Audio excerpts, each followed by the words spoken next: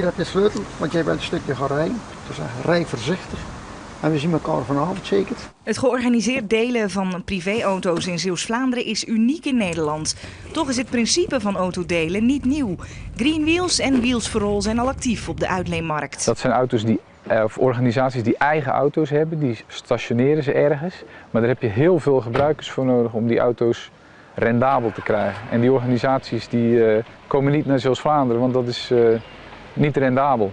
Dus we moesten iets anders verzinnen en dat is het delen van particuliere auto's geworden. Het delen van de auto heeft ook voordelen voor de eigenaar van de auto.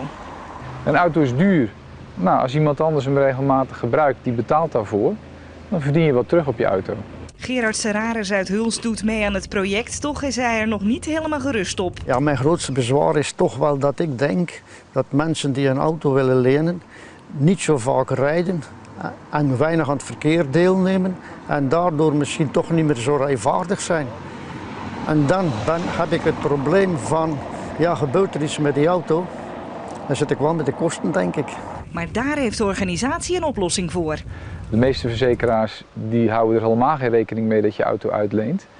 Dus daar zijn we naar op zoek gegaan en we hebben een maatschappij gevonden die daar een goede verzekering voor heeft.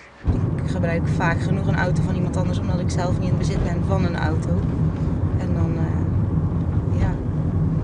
is het op zich wel makkelijk dat je nu eigenlijk altijd wel beroep kan doen op een auto. En dat je eigenlijk nu kan bepalen wanneer dat je zelf uitkomt om een auto te gebruiken en niet afhankelijk moet zijn van iemand anders. Als er voldoende deelnemers zijn, is het vanaf dit najaar mogelijk om georganiseerd privéauto's te delen in 7 Zeeuws-Vlaamse kernen.